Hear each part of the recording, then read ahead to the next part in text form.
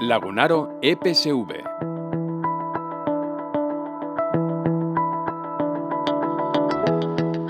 Lagunaro EPSV aurreikuspenerako tresna bat da.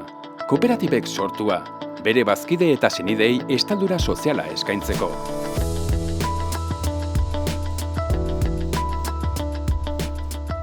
Edonola ere, ez nahastu Lagunaro EPSV eta Lagunaro aseguruak. Azken hori, aseguru konpainia bat baita. Publiko osoarentzat zabalik eta laboral kutxaren jabetzakoa. Lagunaroren jarduera gidatzen duten oinarrizko printzipio eta balio nabarmenak hauek dira. Estaldura sistema mistoa. Lagunaroko kolektiboak ekarpenak egiten dizkio gizarte segurantzako sistema publikoari. Langile autonomoen erregimen bereziaren bitartez, baina baita sistema pribatuari ere. Lagunarori mutualistaren erregimenean. Ondorioz, mutualistek eskubidea dute bai gizarte segurantzak, bai Lagunarok eskaintzen dituzten prestazioetarako. Demokrazia ordezkatzailea. Mutualista guztiak erakundearen gobernu organoetan ordezkatuta daude, eta eskubidea dute egokitzat jotzen dituzten proposamenak eta iradokizunak formulatzeko. Mutualismoa, elkartasuna eta koerantzukizuna. Prestazioak beharren arabera ematen dira, eta mutualista guztiek parte hartzen dute horien finantzaketan, norberaren egoera pertsonala gorabehera. Gastua kontrolatzea, mutualisten eta kooperatiben erantzukizuna da. Kudeaketaren lehiakortasuna. Lagunarok, bere kudeaketan eraginkortasunik eta lehiakortasunik handiena lortu nahi ditu. Bere prestazioen estalduran kalitate-prezio erlaziorik onena eskaini ahal izateko. Irabazi asmorik gabea. Lagunarok, kooperatiben eta mutualisten zerbitzura dagoen erakundea den heinean, berez ez dauka irabazi asmorik. Etengabeko egokitzapena.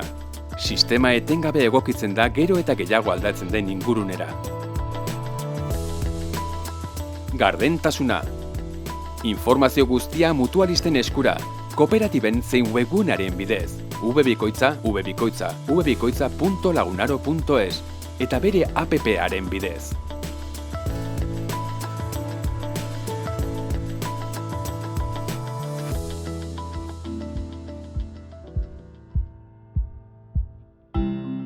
Lagunaroren ibilbide historikoa.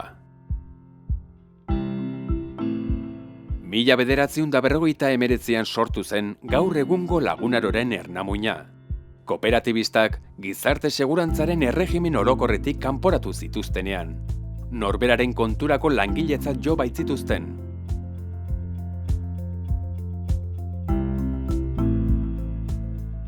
Mila 1967an jaio zen Lagunaro. Kooperatibetako bazkideek derrigo sartu behar izan baitzuten, orduantxe sortu zen langile autonomoen erregimen berezian.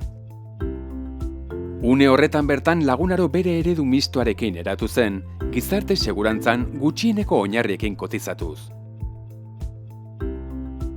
1993, talde kooperatiboaren lehenengo enplegu krisia, enplegurako laguntza ezarri zen. 1994, Lagunaro gizarte segurantzarekin lankidezan diharduen erakunde moduan, asistentzia sanitariorako eta aldi baterako ezintasunerako. 2008. Asistentzia sanitariorako eredu berria ezarri zen, sistema publikoak ematen zuena osatzeko. 2010. Lagunaroko pentsio sistemaren erreforma integrala, sistema publikorako kotizazioa igotzea eta Lagunaroko sistema bera erreformatzea hainbat kolektibo identifikatuz.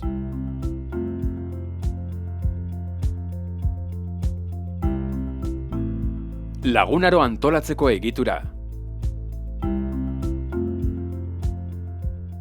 Mutualisten batzar nagusia da erakundearen organo gorena, eta kooperatibek izendatutako konpromisarioek osatzen dute.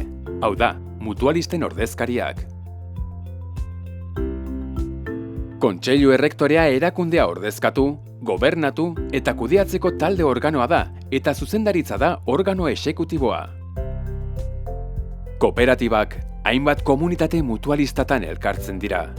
Hainbat irizpideri jarraituz, horien artean egonik enpresaren integrazioa, hurbiltasun geografikoa edo mutualisten kopurua eta bere kudeaketa organoa batzorde ordezkariak dira.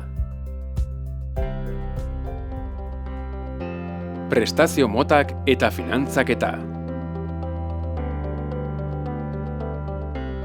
Kooperatiba hileko kuota bat jartzen du mutualistaren alde, eta hor sartzen dira gizarte segurantzako eta lagunaroko kotizazioak. Lagunaroko prestazioak banaketako prestazioetan eta kapitalizazioko prestazioetan banatzen dira, finantzatzeko moduaren arabera.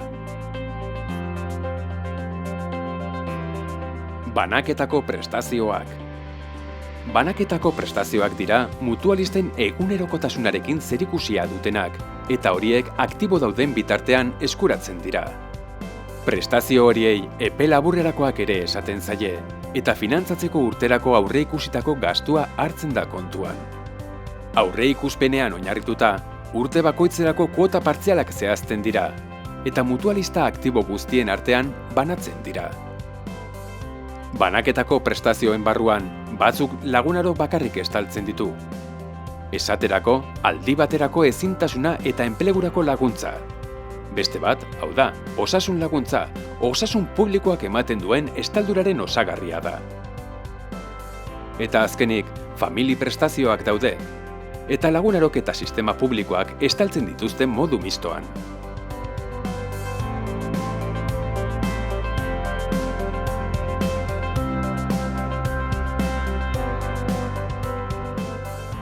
Kapitalizazioko prestazioak. Prestazio hauek fase pasiboan eskuratzen dira. Epe luzerako prestazioak dira eta kapitalizazio sistemaren bidez finantzatzen dira. Hau da, kuota fondo batean metatzen dira eta horrekin ordainduko dira etorkizuneko pentsioak. Fondoa segurtasun eta errentagarritasun irizpideekin inbertitzen da. Zehazki ematen diren prestazioak dira erretiroa, ezintasun iraunkorra, alarguntasuna eta zurtasuna, eta modu mistoan estaltzen dituzte lagunarok eta sistema publikoak. Bi prestazio mota horiek beren saldoa propioak edukitzen dituzte, eta ezin dituzte fluxuak elkarren artean trukatu.